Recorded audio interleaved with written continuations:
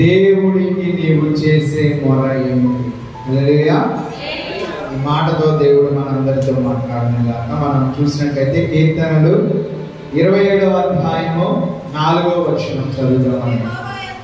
యెహోవా యొద్ద ఒక వరము అడిగి తిని దానిని నేను వెతుకుచున్నాను. యెహోవా ప్రసన్నతను చూచుటకును ఆయన ఆలయములో ధ్యానించుటకును నా జీవిత కాలమంతయు నేను యెహోవా మందిరములో నివసింపగోరుచున్నాను. ఈ వాక్యము చేత దేవుడు ఈరోజు మనందరితో మాట్లాడునుగాక. మనం చూసినట్లయితే కీర్తనకారుడు యొక్క మాటలను ఇక్కడ రాస్తున్నట్లుగా మనం చూస్తున్నామండి. పరిశుద్ధాత్ముడి ప్రేరేపణ ద్వారా యెహోవా యొద్ద ఒక వరము అడిగి తిని, అనగా ఆయన ఒక వరమును అడుగుచున్నట్లుగా మనం చూస్తున్నామండి. మనలో కూడా మనందరము కూడా ఏం చేస్తామంటే అనేకమైన వరములను మనందరము కూడా అడుగుతూ ఉంటాము. ఆరోగ్యం కోసం అడుగుతాము, ఉద్యోగం కోసం అడుగుతాము, వ్యాపారం కోసం అడుగుతాము, ఆస్తుల కోసం అడుగుతాము, వాహనం కోసం అడుగుతాము, డబ్బు కోసం అడుగుతాము. మరి రకరకాలైన వాటి కొరకు మనము దేవుణ్ణి అడుగుతూ ఉంటామండి.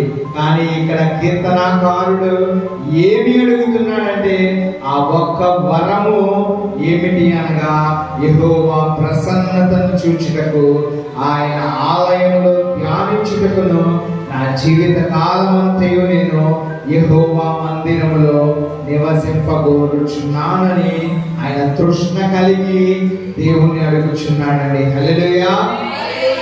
మనం అడిగే చాలా మటుకి ఈ లోకంలో ఉన్న వాటిని అడుగుతూ ఉంటాము. నిజమా కాదండి?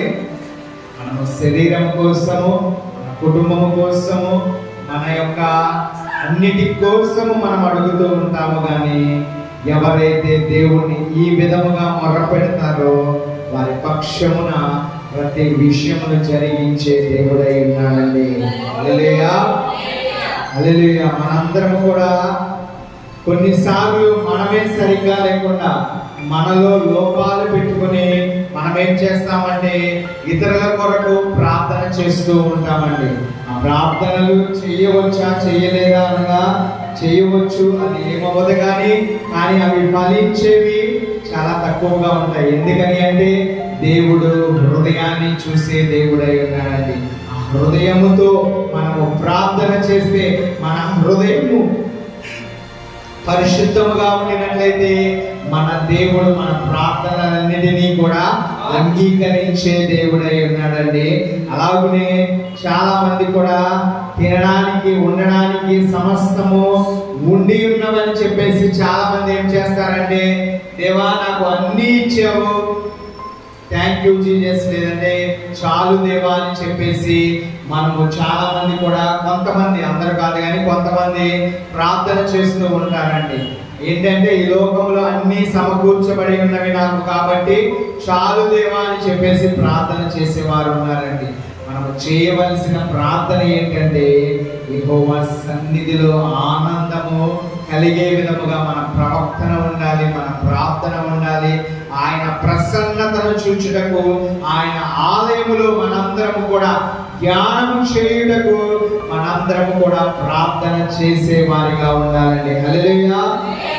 ఎందుకని అంటే మన దేవుడు నిత్యత్వం కలిగిన దేవుడు, అనగా ఆయన ఆది నుంచి అంతము వరకు మనము ఉన్నా లేకపోయినా ఆయన నిరంతరము కూడా ఉండిన దేవుడిగా ఉన్నాడండి. నిత్యత్వం అనగా ఎప్పటి నుంచి ఎప్పటిదాకా? నిత్యత్వం అనగా అది అంతము లేనిదై ఉన్నదండి. అసలు అంతమే లేదండి. ఎప్పుడు పుట్టినదో ఎవరికి తెలియదు, ఎప్పుడు దాకా ఉంటుందో కూడా ఎవరికి తెలియదు. మన దేవుడు నిత్యత్వం కలిగిన దేవుడై ఉన్నాడండి. హల్లెలూయా. ఆ దేవుడిని మనం చూడాలి. ఎలాగనంటే తృష్ణ కలిగి మన హృదయపూర్వకముగా వెతికితే ఆయన దొరికే దేవుడై ఉన్నాడండి. ఇక్కడ దావీదు గారు కూడా వెతుకుచున్నాడు, ఒక వరం అడుగుచున్నాడు. ఏమని అంటే ఆయన ఆలయంలో ధ్యానించుటకు, ఆయన ప్రసన్నతను చూడాలని ఆశ కలిగి ఉండి ఉన్నాడండి. ఆయన అడిగేది లోక సంబంధమైన కోరిక, లోక సంబంధమైన వరమా కాదు. అది నిరంతరము నిత్యము నిత్యత్వము కలిగిన వరముగా ఆయన కోరుకుంటున్నాడు. ఎందుకని అంటే ఈ భూలోకంలో ఉన్నప్పుడు చేస్తూ ఉన్నాడు, పరలోకంలోకి వెళ్ళిన తర్వాత కూడా ఆయన ఆరాధించాలి, ఆయన స్తుతించాలి, ఆయన మహిమపరచాలి. అంతకు మించి పరలోకంలో వేరొకటి ఏది కూడా ఉండదండి. మన తృష్ణ కూడా అదే అయి ఉండాలండి. ఏదై ఉండాలి? దేవుణ్ణి స్తుతించాలి, ఆరాధించాలి, ఆయన సన్నిధిలో ఆయనను మహిమపరిచే విధముగా ఉండాలి, ఆయన ప్రసన్నతను చూచే విధముగా ఉండాలి. మనందరము వస్తాము, వచ్చి ఏం చేస్తామంటే ప్రార్థన చేసుకుంటాము, పాటలు పాడుతాము, వాక్యము వింటాము, మళ్ళా ప్రార్థన చేసుకుని అన్ని కూడా ఆయనకు అప్పచెప్పేసి మళ్ళా వెళ్ళిపోతూ ఉంటాము. ఆయన ప్రసన్నతను పొందుకుంటే మనము ఎలాగున మారిపోతామంటే, చాలా మంది క్రైస్తవ బిడ్డలు ఎలాగున ఉంటారంటే, వారు అందం కాదు నేను చెప్పేది, లేదంటే సౌందర్యం గురించి కాదు కానీ చెప్పేది, పరిశుద్ధాత్మ సహాయము చేత వారిలో గ్లోరీనెస్ అనగా పరిశుద్ధాత్మ ఆ యొక్క కృపను బట్టి ఆ వెలుగు వారి మొహాలలో ఉంటూ ఉంటుంది. ఆకర్షణీయముగా ఉంటారు. ఎంతో దేవుని యొక్క బిడ్డలుగా వారిని చూస్తేనే చూడాలనిపించేలాగా, వారితో మాట్లాడాలనిపించేలాగా వారు ఆ విధముగా రూపాంతరము చెందుతారండి. హల్లెలూయా. ఎప్పుడు అంటే ఆయన ప్రసన్నతను వెతికినప్పుడు మాత్రమే ఆ ధన్యత మనకు దొరుకుతుందండి. హల్లెలూయా. మనం కూడా బాగునే మారిపోవాలి, మనలో క్రీస్తు జీవించాలి. మనల్ని చూస్తే మనము మాట్లాడడం కాదు, మన కొరకు వారు వచ్చి మనతో మాట్లాడే విధముగా, మన రూపాంతరము చెందే విధముగా మనము కూడా ఉండాలండి. హల్లెలూయా. మనం చూసినట్లయితే దావీదు గారు మనం ఇందాక చెప్పుకున్న విధముగా లోకంలో ఉన్న వాటి కొరకు దేని కొరకు కూడా ఆయన మొర్ర పెట్టలేదు. కానీ అంతకు ముందు మొర్ర పెట్టి ఉన్నాడు, అనేక చిన్నప్పటి నుంచి కూడా మొర్ర పెట్టుచున్నాడు. కానీ ఇక్కడ మాట్లాడుతున్న సందర్భాన్ని మనం చూసుకుంటే ఆయన మాట్లాడుచున్నది ఏమిటి అంటే, ఆ మొర్ర ఒక వరమును ఆయన కోరుకుంటున్నాడండి. మొర్రగా ఆయన వేడుకొనిచున్నాడు, దేవుణ్ణి అడుగుచున్నాడు. ఏమని అంటే మనం చూసి ఉన్నాం, ఆయన ప్రసన్నతను చూచుటకు జీవిత కాలం అంతే కూడా యెహోవా మందిరంలో నివాసము కోరుటకు ఆయన కోరుకొనిచున్నాడు. ఆయన ఎక్కడ ఏ స్థితిలో ఉండి ఈ మాటలు చెప్పుచున్నాడంటే, యుద్ధములు జయించినప్పుడు, రాజ్యములను ఏలేటప్పుడు, రాజుగా ఉన్నప్పుడు ఆయన చెప్పుచున్న మాటలు ఇవి. ఎందుకని అంటే ఆయన కోరుకునేది ఏమిటి అంటే రాజ్యములు కాదు, విస్తరణ కాదు, లేదంటే బంగారము వెండి బంగారములను కాదు. కానీ ఆయన దావీదు గారు కోరుకునేది లేదంటే అనేక రాజ్యాలను నేను జయించేసి ఉన్నాను, ఆ రాజ్యముల పైన అధికారిగా ఉన్నాను, ఈ లోకంలో నాకు తిరుగులేదు అనే వ్యక్తిగా లేడండి. ఆయన తగ్గింపు మనస్సును కలిగి దేవుని సన్నిధిలో ప్రతిరోజు కూడా ధ్యానించేవాడిగా, దేవా నీ ప్రసన్నతను చూసే విధముగా నీ మందిరములోనే నివాసమును చేసేవాడిగా నా జీవితం అంతే కూడా నీ సన్నిధిలోనే ఉండాలని ఆశ కలిగి దేవుణ్ణి వరము కోరుకుంటున్నాడండి. మనము కూడా ఇలాంటి వరాలనే మనము కోరుకున్నామంటే మిగిలినవన్నిటినీ ఉచితంగా ఇచ్చే దేవుడే. అవసరమైనది మనం కోరుకున్నామంటే దేవుని మనస్సు గెలిచి ఆయన ఏం చేస్తాడంటే నా బిడ్డ జీవితము మారిపోవుగా. కానీ ఒక మాట కలిగితే సమస్తము జరిగిపోతాయండి. మనము ఒకసారి అపోస్తుల కార్యములు 13వ అధ్యాయం 23వ వచనంలో కూడా ఒకసారి చదువుదామండి.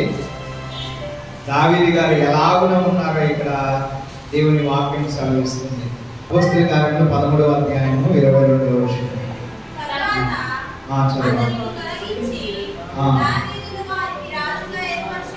మొదటగా ఉన్న రాజును తొలగించి దావీదుని వారికి రాజుగా ఏర్పరచెను.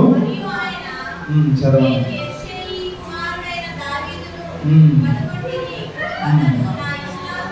అతడు ఎలాగున ఉన్నాడంటే దేవునికి ఇష్టానుసారుడైన మనుష్యుడు. అతడు నా ఉద్దేశములన్నీ నెరవేర్చునని చెప్పి అతనిని గూర్చి సాక్ష్యం ఇచ్చాను. హల్లెలూయా.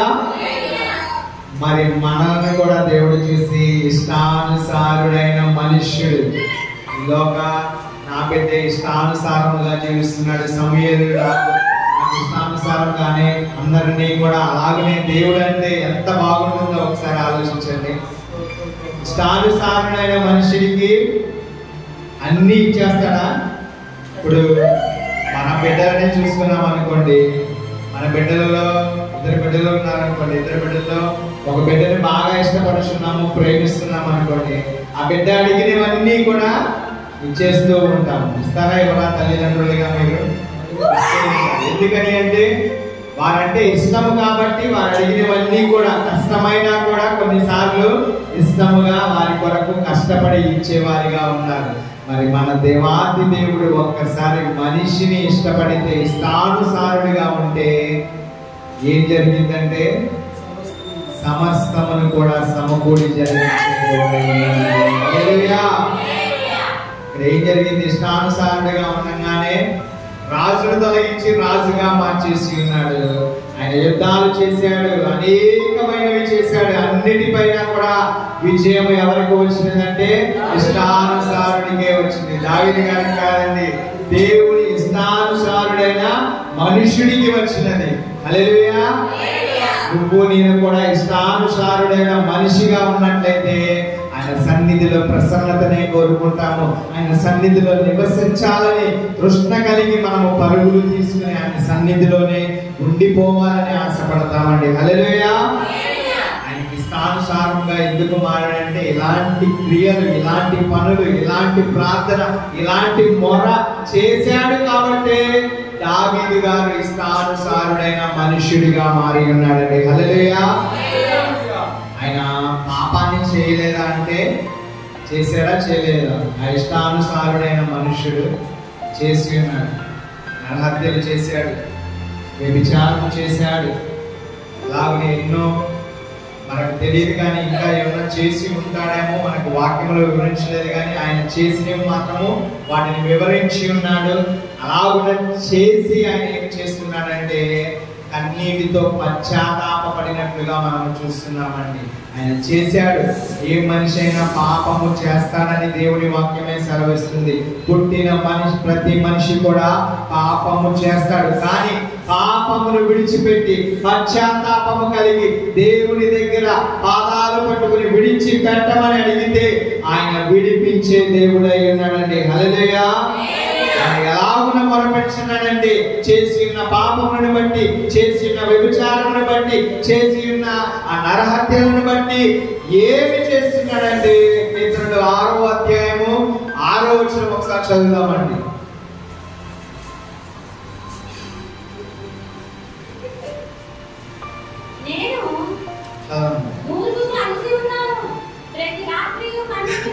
ప్రతి రాత్రియు కన్నీరు విడిచుచు నా పరుపు తేల చేయించున్నాను, నా కన్నీళ్ళ చేత నా పడక కొట్టుకొని పోవచ్చున్నది. హల్లెలూయా. హల్లెలూయా. ఇక్కడ ఆయన ఏమి చేస్తున్నాడంటే మూలుగుతూ అలసిపోయి ఉన్నాడండి. మనము ప్రార్థన చేస్తే మనం ఎన్నోసార్లు చెప్పుకుంటూ ఉంటాము, పరిశుద్ధాత్ముడు ఎలాగున సహాయం చేస్తాడంటే ఇక్కడ దావీదు గారికి కూడా పరిశుద్ధాత్ముడే సహాయం చేశాడండి. మూలుగులతో, ఉచ్చరింప సత్యము కాని భాషలతో పరిశుద్ధాత్ముడు ప్రేరేపించి ప్రార్థన చేపిస్తాడు. ఇక్కడ దావీదు గారిని కూడా దేవుడికి మొర పెడుతున్నాడు. ఎలాగున మొర పెడుతున్నాడంటే ఆయన మూలుగుచున్నాడు. మాటల తర్వాత మనకు వచ్చే ప్రార్థన ఏంటంటే మూలుగుడే. మూలుగుతో ప్రార్థన చేస్తాము. అలసిపోయి సొలిసిపోయి మన చెమట రక్తముగా మారే విధముగా ఎవరైతే ప్రార్థన చేస్తారో వారందరి ప్రార్థనను దేవుడు సఫలపరిచేవాడై ఉన్నాడండి. హల్లెలూయా. ఆయన ఏమి చేస్తున్నాడంటే ఒక రాత్రి కాదండి, ఆయన పాపము చేసి ప్రతి రాత్రి కూడా ఒక రాత్రి ఆనందం కోసం, ఒక రాత్రి పడక కోసం, ఒక రాత్రి సుఖము కోసం ఆయన చేసిన తప్పులన్నిటినీ ప్రతి రాత్రి కూడా ఆయన ఏమి చేస్తున్నాడంటే కన్నీరు విడిచుచు నా పరుపు తేలా చేయుచున్నాను, నా కన్నీరు చేత నా పడక కొట్టుకొని పోవుచున్నదండి. మనకు వరదలు వచ్చినప్పుడు ఎలాగున నీళ్ళలో ఇంట్లోని వస్తువులన్నీ ఫస్ట్ ఫ్లోర్ లో ఉన్నాయన్నీ కొట్టుకుని వెళ్ళిపోయి ఉన్నాయో, మంచాలు గాని లేదంటే ఇంట్లో సామాను గాని అన్ని కూడా బయటికి వచ్చేసి పాత్రలు గాని కొట్టుకుని వెళ్ళిపోయి మనం రోడ్ల మీద చాలా చూసి ఉన్నామండి. అవి వరద వచ్చినప్పుడు వెళ్ళింది. కానీ దావీదు గారు దేవునితో మాట్లాడుచున్నప్పుడు ఎలాగునా ఆయన మొరపెట్టుచున్నాడంటే కన్నీరు చేత ఆయన ఏడుస్తుంటే ఆ కన్నీరు గదిలో ఆయన పరుపు తేలి ఆడే విధముగా మారిపోయే విధముగా ఉండి ఉన్నదండి. హల్లెలూయా.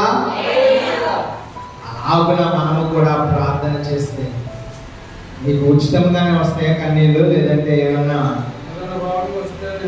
రోగం వస్తే బాధ కలిగితే కావలసినప్పుడు అవసరానికి కన్నీళ్ళు వస్తూ ఉంటాయి. కానీ మనము చేయవలసినది ప్రతి రాత్రి కన్నీరు విడవాలండి. ఎందుకని అంటే ఆయన ప్రసన్నతను చూడాలని ఆశ కలిగి ఉండాలి మన ప్రాణం కూడా. ఒకసారి ఆయనను చూస్తే, ఆయనతో ముచ్చటిస్తే ఇక ఈ లోకముతో పని ఏది ఉండదండి. మొత్తం కూడా ఆయనే చెబుతాడు, ఆయనే జరిగించుకుంటాడండి. హల్లెలూయా. అలాగనే మనందరం కూడా పాపము చేశాము అని అనుకున్నాం. అప్పుడు మనం ఏమి చేయాలంటే ఆ పాపమును విడిచిపెట్టే వారిగా ఉండాలండి. దక్కింపు మనస్సు కలిగి, దేవా నేను పాపం చేశాను, దయతో నా పాపమును క్షమించు. మనము ఎవరికి కూడా చెప్పుకోవాల్సిన పని లేదు. ఏ నరుడి దగ్గర కూడా నేను ఈ పాపము చేశానని ఒప్పుకోవాల్సిన పని లేదండి. నీవు ఒప్పుకోవాల్సింది ఎవరితో అంటే నజరేయుడైన యేసుక్రీస్తు వారి దగ్గర. ఆయన పాదాలను కడుగుతూ, మరి ఎలా అయితే ఆయన వారి లాజరు గారి గృహమునకు వెళ్ళినప్పుడు ఆయన పాదాలను కడుగుతూ ఉంటుందో, అలాగనే మనము కూడా మన కన్నీటి చేత ఆయన పాదాలు కడిగినప్పుడు మన అవసరములన్నీ తీర్చబడతాయండి. అవి ఎప్పటి వరకు అంటే నిత్యత్వము పొందేంత వరకు. హల్లెలూయా. ఊరికినే మనం కన్నీరు కారిస్తే దేవుడు చూసి వెళ్ళిపోయే దేవుడు కాదండి. ఆయన మన కన్నీటి అన్నిటినీ కూడా, ప్రతి కన్నీటి బొట్టుకు కూడా హృదయపూర్వకముగా ఎవరైతే కన్నీరు కాలుస్తారో ఆ కన్నీటికి కూడా ఆయన ఏమి చేస్తాడంటే, ఈ కన్నీరు ఈ బిడ్డ కార్చాడు కాబట్టి ఈ యొక్క వాగ్దానమును లేదంటే ఈ వరమును ఈ యొక్క అవసరమును నేను తీరుస్తున్నాను అని చెప్పేసి ఆయన సంతకము చేసే దేవుడై ఉన్నాడండి. హల్లెలూయా. హల్లెలూయా. అందుకనే దావీదు గారు మొరపెట్టినప్పుడు ఆయన పరిస్థితి మారి ఉన్నదండి. ఆయన ప్రయాస అంతా కూడా ఆ పడకలలో ఆ యొక్క పడుకున్నప్పుడు కన్నీరు కారుస్తున్నప్పుడు ఆ వేదన చేత పశ్చాత్తాపమును పొందిన వాడిగా ఉన్నాడండి. అందుకనే ఆయన హృదయపూర్తిగా దేవుణ్ణి అడుగుచున్నాడు, అయ్యా నీ ప్రసన్నతను చూడాలని, నీతో ముచ్చటించాలని, నీతో ఉండాలని, నీతో దేవా మాట్లాడాలని ఆశ కలిగి జీవిస్తున్నానని చెప్పేసి ఆయన సెలవిస్తున్నాడండి. ఆయన పాపమును విడిచిపెట్టినప్పుడే అంతటి భాగ్యమును దేవుడు అనుగ్రహిస్తాడు. మనలో కూడా ఎవరైనా అంతటి పాపము చేస్తే తప్పు కాదు, కానీ పాపమును విడిచిపెట్టకపోతే మరణమే మనకు సంభవిస్తుందండి. హల్లెలూయా. హల్లెలూయా. అన్నీ కూడా దేవుడు ఉచితముగా మన ముందే పెట్టేసి ఉన్నాడండి. పాపము పెట్టి ఉన్నాడు, మరణము పెట్టి ఉన్నాడు, సంతోషము పెట్టి ఉన్నాడు, ఆనందము పెట్టి ఉన్నాడు, అన్నిటినీ కూడా పెట్టి ఉన్నాడు. అన్ని కూడా క్షణమాత్రంలోనే జరిగిపోతాయి. ఎవరికైనా చావు వచ్చిందనుకోండి, కాసేపు ఆగు అని అనగలిగిన వారు ఎవరైనా ఉన్నారా? ఎవ్వరూ లేరు. చావు వస్తే దేవుడి చిత్తమై ఉంటే ఆ క్షణంలోనే ఆ సెకండ్లోనే జరిగిపోతుందండి. లేదు నాకు కొంచెం టైం కావాలి, నేను తీసుకుంటానంటే ఎవ్వరికి కూడా కుదరదండి. దావీదు గారు కూడా ఆ పాపము చేసిన తర్వాత పశ్చాత్తాపముతో వేడుకున్నప్పుడు, విడిచిపెట్టినప్పుడు, దేవా ప్రతిరోజు కూడా, ఒక రోజు కాదు ఆయన మొరపెట్టేది, ఒక రాత్రి కాదు ఆయన మొరపెట్టేది, ప్రతి రాత్రి కూడా మొరపెడుతూనే ఉన్నాడండి. ఎందుకని అంటే నిత్యత్వము దొరికేంత వరకు ఆ పాపమును బట్టి మరణను ఏదైనా శాపము వస్తుందా, ఆ పాపమును బట్టి ఏదైనా మనకు ఏదైనా మలినములు అంటుకుంటాయా దేవుడి దగ్గరకు వెళ్ళడానికి, దేవుడితో ముచ్చటించడానికి, దేవుడి ప్రసన్నతను చూచడానికి ఏదైనా అడ్డు తగులుతుందా అని చెప్పి చెప్పేసి ప్రతి రాత్రి కూడా ఆయన వేదన చెంది ప్రార్థన చేసేవాడిగా ఉన్నాడండి. పగలంతా కూడా ఆయన రాజ్యంలో పనులు చూసుకునేవాడు. రాత్రి నిద్రలేని రాత్రులు గడుపుతూ దేవునితో ఉండేవాడండి. ఎవరైనా సరే దేవునితో రాత్రి గడిపితే వారికి నిద్ర అవసరం లేదు. ఎందుకని అంటే ఆ నిద్రకు కావలసినదన్నీ కూడా దేవుడు అనుగ్రహిస్తాడు. హల్లెలూయా. ఎవరైతే మనం నిద్ర లేకుండా ప్రార్థన చేశాను లేదంటే ఉపవాసం ఉన్నాను అంటే ఈ ప్రార్థన హృదయపూర్తిగా చేసినట్లయితే దానికి తగిన ఫలము దానికన్నా రెట్టింపుగా ఇచ్చే దేవుడు అయి ఉన్నాడండి. హల్లెలూయా. ఎందుకని అంటే మన దేవుడు రోషము కలిగిన దేవుడు అండి. ఆయన రోషముతోనే అన్నిటినీ ఇచ్చే దేవుడు అయి ఉన్నాడండి. మనము కూడా రోషము కలిగి అడిగితే ఆ రోషానికి అధికముగా ఇచ్చే దేవుడు అయి ఉన్నాడండి. హల్లెలూయా. అలాగనే దావీదు గారు ఆ మొరను పెట్టినప్పుడు మరి మనలో కూడా ఎంతమంది అలాంటి మొరలు పెట్టుచున్నాం అనేది ఒక్కసారి హృదయపూర్తిగా ఆలోచించుకోవాలండి. అలాగనే ఆయన ఇలా చూసినట్లు మనము 27వ అధ్యాయం 4వ వచనంలో చూసినట్లు ఆయన మొరను మనము విని ఉన్నాము. అలాగనే అంతకు ముందు కూడా ఆయన అనేక మొరలను పెట్టి ఉన్నాడు. ఎప్పుడెప్పుడు అంటే ఆయన చిన్ననాటి నుంచి కూడా మొరలను పెట్టుతూ ఉండేవాడు. పాటలు పాడుకుంటూ ఆయన నోటికి ఇష్టం వచ్చిన పాటలను పాడుకుంటూ ధ్యానిస్తూ ఆ కొండలలో లోయలలో ఆయన వారి తండ్రి అప్ప చెప్పిన పనిని నెరవేరుస్తూ ఆ గొర్రెలను కాస్తూ ఉండేవాడు. ఎప్పటి నుంచి అంటే చిన్ననాటి నుండి. ఈ బిడ్డ అంత వయసు నుంచే ఆ బిడ్డ అలాగున పని చేసేవాడిగా ఉన్నాడండి. హల్లెలూయా. ఆయన సింహం ఎదురైనప్పుడు ప్రార్థన చేశాడు. ఏమని అంటే దేవా, సింహాన్ని నేను చంపే బలాన్ని నాకు అనుగ్రహించు, దాన్ని చీల్చేసే భాగ్యమును నాకు అనుగ్రహించని ఆయన మొరపెట్టినట్లుగా చూస్తున్నామండి. సింహం మన ఎదురుగా కుక్క వస్తేనే కొంతమందికి భయంతో పరిగెత్తి పారిపోతూ ఉంటారు. సింహం ఎదురుగా వచ్చి నిలబడితే ఎలా ఉంటుందో ఒకసారి పరిస్థితి ఆలోచించుకోండి.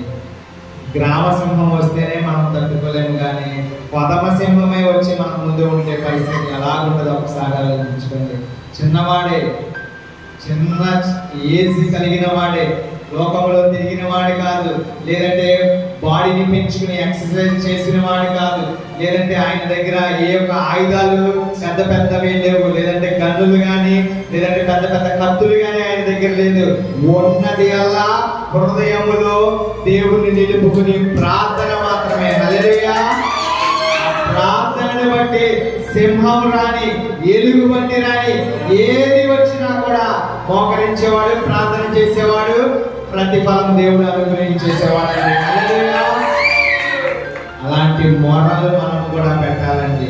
మన ముందుకు కూడా అనేక కొదమ సింహాలు విర్రవీసుకుంటూ వస్తూ ఉంటాయి. ఒక్కసారి మోకరించి హృదయపూర్తిగా దేవుడికి మొర పెడితే ఆ మొరను బట్టి కార్యం జరిగిపోతుంది. ఆయన అలాగనే గొలియాతు గారు కూడా ఎదురుగా వచ్చినప్పుడు, ఆ గొలియాతు వచ్చినప్పుడు సైన్యం అంతా కూడా భయపడుతూ ఉన్నది. అందరూ కూడా భయపడుతూ ఉన్నాడు. వచ్చాడు ఒక వీరుడు, గొర్రెలు కాచుకునే వీరుడు. ఆయన వచ్చాడు, ఏంటి మాట్లాడుతున్నాడని చూశాడు. ఏమంటున్నాడంటే, సున్నతి లేని ఫిలిష్తీయుడైన వాడే మా దేవుని అంటుంటే నాకు రోషం వస్తుంది, నన్ను ఆజ్ఞాపించండి, నేను వెళ్ళి వాడి తల నరికి తీసుకుని వస్తానని చెప్పేసి మొదటి సమూయేలులో 17వ అధ్యాయం 26వ వచనంలో చూడగలం ఈ మాటలు. సార్ చదువుతారా ఎవరైనా? 17వ అధ్యాయము 26వ వచనం.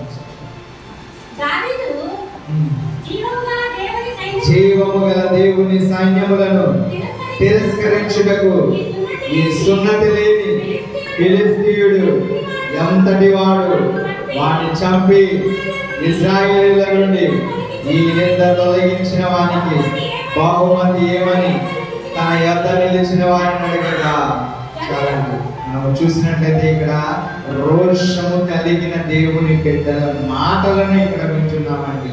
మరి మనము కూడా అనేకమైనవి మన ఎదురుగా వస్తున్నప్పుడు ఈ మాటలను పలుకుచున్నామా లేదా అనేది ఒకసారి ఆలోచించుకోండి.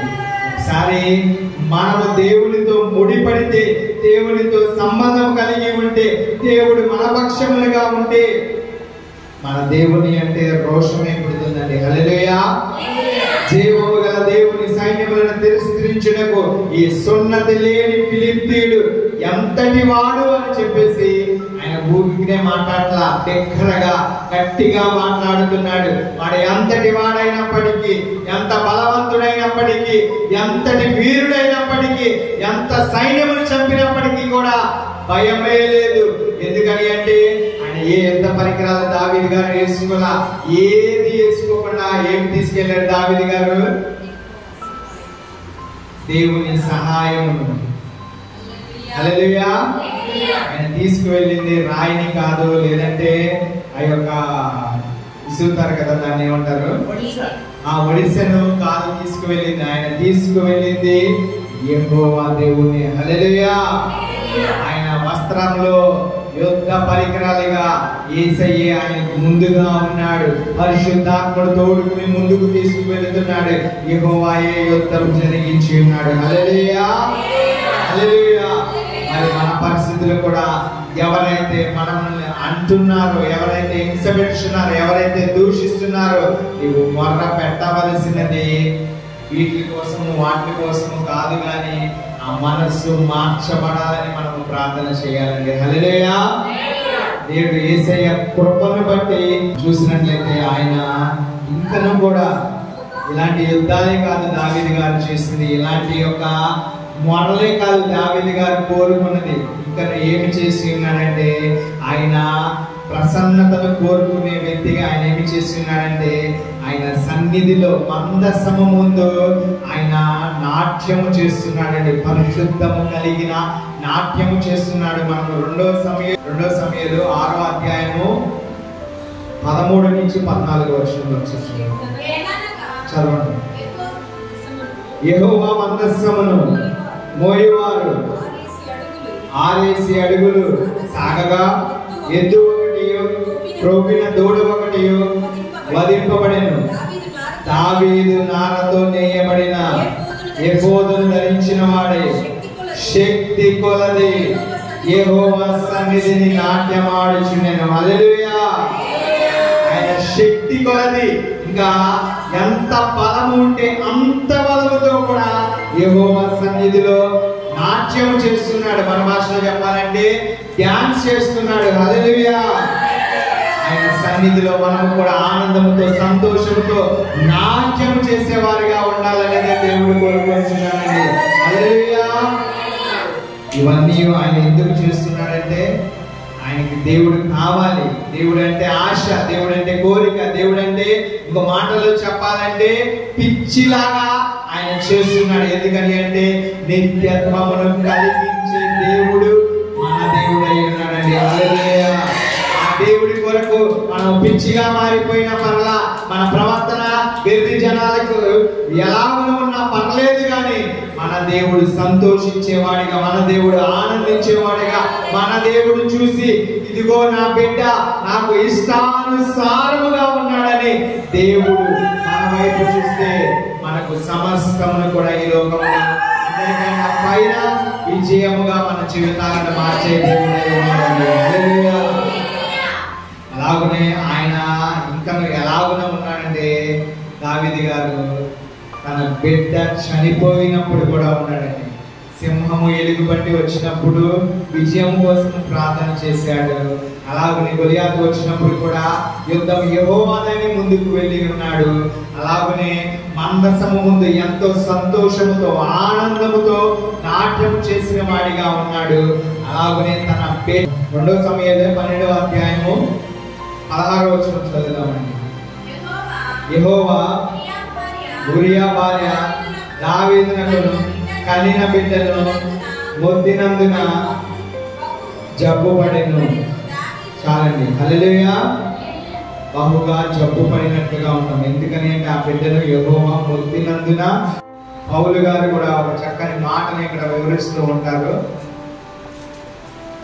12వ అధ్యాయము 2వ వచనం. మనము కూడా ప్రతి భారమును సులువుగా చిక్కులు పెట్టు పాపములను విడిచిపెట్టి విశ్వాసమునకు కర్తయు దానిని కొనసాగించిన వాడైన యేసు వైపు చూచుచు మన ఎదుట ఉంచబడిన పందెములో ఓపికతో పరిగెత్తుదుము. ఆయన తన ఎదుట ఉంచబడిన ఆనందము కొరకై అవమానములను నిర్లక్ష్య పెట్టి సిలువను సహించి దేవుని సింహాసనం యొక్క కుడి పార్శ్వమున ఆసీనుడై ఉన్నాడు. హల్లెలూయా. మాటలలో ఆయన చెబుతున్న మాట, ఓపిక కలిగి పరుగులు తీసుకునే బిడ్డలుగా మనం ఉండి తీరాలి. కష్టం వచ్చినా, నష్టం వచ్చినా, వ్యాధి వచ్చినా, బాధ వచ్చినా ఒక రోజు ఉంటుంది, మరొక రోజు ఉండదు. ఇంకో రోజు ఉంటే ఇంకొక రోజు ఉండదు. అయినప్పటికీ కూడా ఉన్న రోజున లేని రోజున సంతోషంతో దేవునికి మొరపెట్టిన బిడ్డలుగా ఉన్నామంటే సంతోషము మాత్రమే నిలిచి ఉండేలాగా దేవుడు అనుగ్రహిస్తాడండి. హల్లెలూయా. దేవుడు చక్కని వాక్యమును మనకు వివరించినాడు. ఏమిటంటే తన ఎదుట ఉంచబడిన ఆనందము కొరకై అవమానమును నిర్లక్ష్యపరిచాడు, అవమానమును పక్కకు త్రోసివేశాడు. కానీ మనమైతే ఆనందాన్ని, దేవుడిచ్చే ఆనందాన్ని పక్కన పెట్టి అవమానం ఏదైనా మన ఎదురుగా వచ్చింది అనుకోండి, ముందు అంతు తీర్చుకుని తర్వాత మిగిలిన దాని కొరకు మనం వెతికే వారిగా ఉన్నామండి. అలాగే క్రైస్తవ జీవితం అయితే ఉండకూడదు. అవమానాన్ని నిర్లక్ష్యపరచాలి. అవమానించినా సరే, ఉమ్ము ఊసినా సరే, చేదరించుకున్నా, చీకొట్టినా, ఏది చేసినా కూడా మనకు ఆనందము, సంతోషము దేవునిలోనే. హల్లెలూయా. అంతటి అవమానం జరిగిన, అంతటి నిన్ను అవమానించినప్పటికీ నువ్వు వారి కొరకు ప్రార్థన చేసి విడిచి పెడితే దేవుడే నీ పక్షమున యుద్ధము చేసేవాడై ఉన్నాడండి. హల్లెలూయా. మనము కూడా అంతటి కూడా దేవుని యొక్క ప్రసన్నత కలిగి మనము జీవించినట్లయితే, ఆయనను తృష్ణ కలిగి వెతికిన బిడ్డలుగా, మొరపెట్టే బిడ్డలుగా మనము ఉండినట్లయితే, ఇవి చదివిన వాక్యాలన్నీ కూడా మనల్ని ఎంతో బలపరిచినట్లుగా ఉండి ఉన్నవి. కానీ మన జీవితంలో జరగవలసినవి, మన జీవితంలో ఆగిపోయినవి, మన జీవితంలో నెరవేరవలసినవి అన్నిటినీ కూడా నీ ఒక్క మొరతో ఆయన అనుగ్రహించే దేవుడై ఉన్నాడండి. హల్లెలూయా. హల్లెలూయా. దేవుని యొక్క రూపాంతరముగా నీవు కూడా మారాలని ఆశపడితే మరే మనకు అంతటిలాగా మార్చే శక్తి దేవుడు అనుగ్రహిస్తాడండి. మనం చూస్తే మిగిలిన వారికి సంతోషం, మనం చూస్తే మాట్లాడాలని ఆనందము వారిలో కలిగే విధముగా దేవుడే మార్చే దేవుడై ఉన్నాడండి. మనము కూడా ఆయన పరిశుద్ధ స్థలములో ఉండాలి. ఆయన నివసించే సన్నిధిలో నిరంతరము నిలిచే బిడ్డలుగా ఉండినప్పుడే ఆయన ప్రసన్నతను, ఆయన ఆనందమును, సంతోషమును మనము పొందుకునే బిడ్డలుగా ఉంటామండి. హల్లెలూయా. చిన్న వాక్యమును దేవుడు దీవించును గాక.